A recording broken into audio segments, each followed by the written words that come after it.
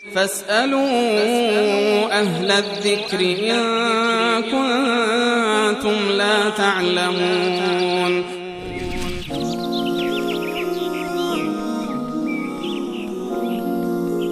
بیننده ای از تاجیکستان سلام عرض کردن. علیکم السلام و فرمودن که آیا ازدواج با کسی که نماز نمیخونه، و ایشون گفتن زنی که نماز نمیخونه نکاح او جایز است یا نه، و به عکسش آیا کسی که نماز نمیخونه ازدواج با این شخص جایز هست یا نه؟ بله، اصل جوازش عموم فقها به اصطلاح اون کسی رو که نماز نمیخواند اون کافر نمیدونند. که من عرض کردم که بحثی در این زمینه وجود داره و دلایلش هم دلایل خیلی قوی هستند که این نوع از علما و این گروه معتقد اصلا نکاح بسته نمیشه، از جوری که با یک فرد کافر نکاح بسته نمیشه و اگر انسان هم ازدواج کرده باشه نکاحش باطل میشه.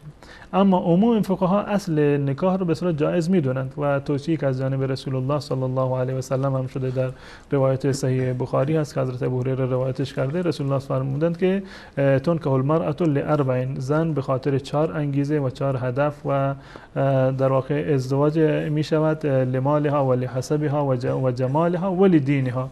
این 4 انگیزه هستند، یا به خاطر مال هست، یا به خاطر حسب هست و نسبش هست، یا به خاطر زیبایی، یا به خاطر مال. فظفر به ذات الدین، اون کسی که ذات الدین هست اونو در واقع باید انتخاب بکنید. و در اصل ازدواج اگر ما میخوایم واقعا بر سنت رسول الله عمل بکنیم، حداقلش این است اون کسی که نماز نمیگذارد، پایبند نماز نیست، اونو نباید انتخاب بکنیم، چه پسر باشه یا چه دختر باشه. اما در اصل یعنی صحت نکاحشون، بله نکاح بسته میشه و نکاح منعقد میشه و این 2 نفر زن و شوهر قرار میگیرن.